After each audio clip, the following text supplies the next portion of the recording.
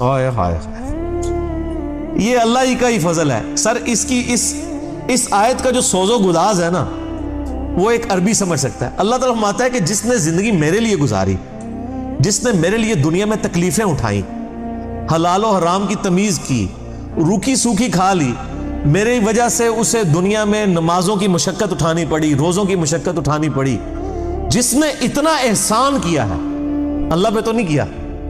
لیکن اللہ تعالیٰ قدردان ہے۔ اللہ فرماتا ہے جس نے اس طرح کا احسان کیا ہو تو کیا اس کا بدلہ میری طرف سے احسان کے علاوہ کچھ اور ہو سکتا ہے؟ کہ جنت میں ایک ایک درخت ایسا ہے کہ اگر ایک گھوڑ سوار 100 سال تک، صحیح بخاری میں آتا ہے، 100 سال تک گھوڑے پہ بھاگتا رہے، اس کے سائے سے باہر نہیں نکل سکتا۔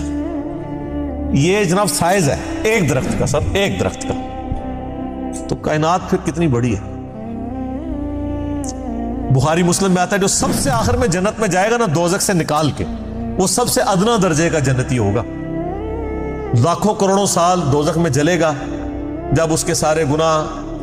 دھل جائیں گے دوزخ کے عذاب کے عوض،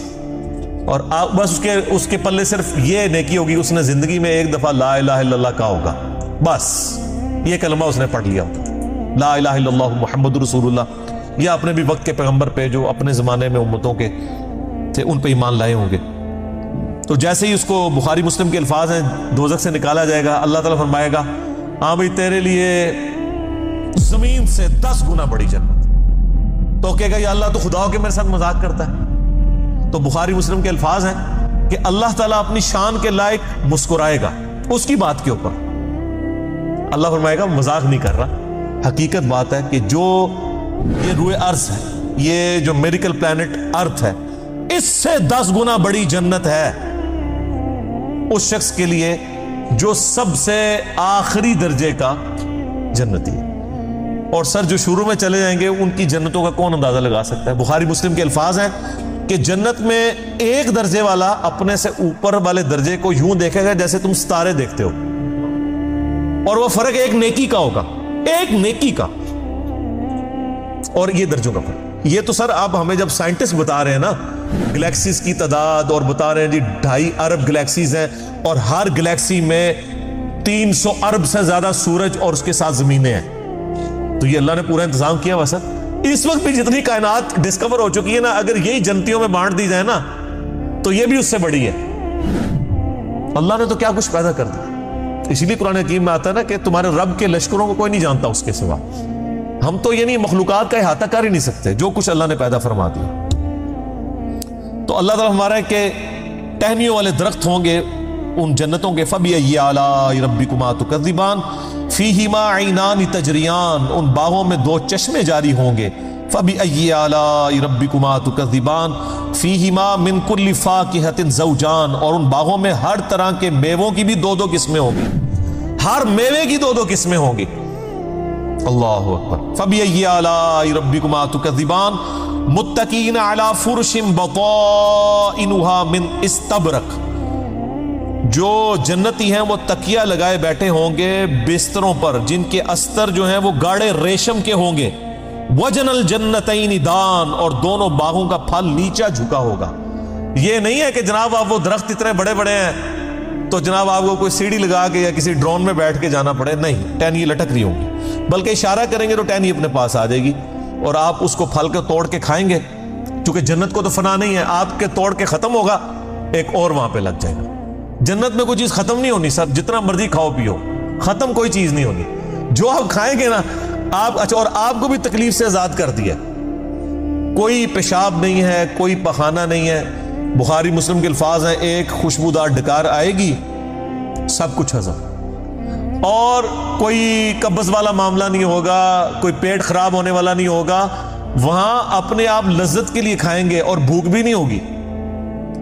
بھوک کے بغیر بھی لذت کی وجہ سے آپ کھانا کھائیں گے، اور لذت کی وجہ سے آپ جتنا مرضی، یہاں پہ بھی لوگ بھوک کے بغیر لذت کے لیے کتنا کچھ کھا جاتے ہیں، کہتے ہیں میں تو انہیں کھانا کھا کے آیا تو رکھو تو پھر 2 پلیٹیں کھا جاتے ہیں، ٹھیک ہے، ادھر بھی اتنے لوگ موجود ہیں، بعض میں جو کچھ بھی بیچاروں کے ساتھ ہوتا رہے تو وہ ایک لادہ بات ہے، لیکن وہاں پہ یہ کچھ نہیں ہوگا۔ بخاری مسلم کی یہ تمام احادیث جو جنت کے ٹاپک پہ ہیں، ان کو اگر آپ نے ایک جگہ کمبائنڈ فارم میں دیکھنا ہے تو مشکات المصابیح کی 3 جلد میں، جس کو میں نے انسائکلوپیڈیا آف حدیث ڈکلیئر کیا ہے، یعنی اہل سنت کی مین سٹریم کی 13 کتابوں کا یہ مجموعہ ہے، اس کی 3 جلد میں آپ جا کے جنت کا چیپٹر کھول کے پڑھ لیں، آپ کو تمام چیزیں ایک جگہ مل جائیں گی۔ اور اگر آپ نے ان کو مزے لے لے کے سننا ہے تو آپ طارق جمیل صاحب کے لیکچر دیکھیں، میرے اندر اہلیت نہیں ہے اس کو بیان کرنے کی۔ اچھا جی، فَبِأَيِّ آلَاءِ رَبِّكُمَا تُكَذِّبَانِ فِيهِنَّ قَاصِرَاتُ الطَّرْفِ لَمْ يَطْمِثُهُنَّ إِنسٌ قَبْلَهُمْ وَلَا جَانٌ۔ ان جنتوں میں نیچی نگاہوں والی حوریں ہوں گی جن کو نہ کسی انسان نے چھوا ہوگا نہ کسی جن نے اس سے قبل۔ اچھا، ان آیات سے اب یہ بھی پتہ چل گیا کہ جنوں کے لیے بھی ایک جنت ہے اور انسانوں کے لیے بھی جنت ہے۔ جنوں کے لیے ظاہر ہے ان کی ریکوائرمنٹس اپنی ہیں، آپ کو پتہ ہے، صحیح بخاری میں آتا ہے، صحیح مسلم کے اندر کہ نبی علیہ السلام نے منع کیا ہے کہ آپ گوبر یا ہڈی کے ساتھ استنجا نہ کریں، کیونکہ جنوں کی خوراک ہے اس کے اندر۔ ہماری خوراک تو گوبر یا ہڈی کے اندر نہیں اللہ نے رکھی ہوئی ہے۔ تو جنوں کی آرائش کا، ان کی جو خواہشات کا سامان الگ سے ہے، ان کی جنت الگ ہے، انسانوں کی جنت الگ ہے، لیکن ان کے لیے اپنی جنیاں ہوں گی، تواڈے سے تواڈیاں جنیاں ہوں گی، ٹھیک ہے، وہاں لیکن جنیاں نہیں ہوں گی، وہاں پہ بڑی شریف قسم کی بیویاں ہوں گی جی۔ فَبِأَيِّ آلَاءِ رَبِّكُمَا تُكَذِّبَانِ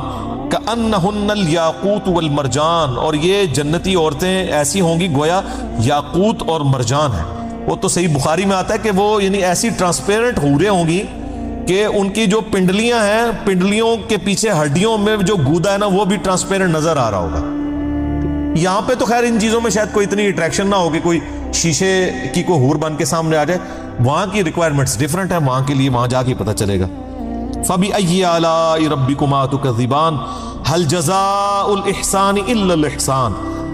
احسان کا بدلہ بجز احسان کے کیا کچھ اور بھی ہو سکتا ہے؟ ہائے ہائے،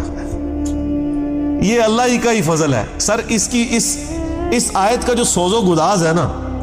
وہ ایک عربی سمجھ سکتا ہے۔ اللہ تعالیٰ فرماتا ہے کہ جس نے زندگی میرے لیے گزاری، جس نے میرے لیے دنیا میں تکلیفیں اٹھائیں، حلال و حرام کی تمیز کی، روکھی سوکھی کھا لی، میری وجہ سے اسے دنیا میں نمازوں کی مشقت اٹھانی پڑی، روزوں کی مشقت اٹھانی پڑی، جس نے اتنا احسان کیا ہے، اللہ پہ تو نہیں کیا،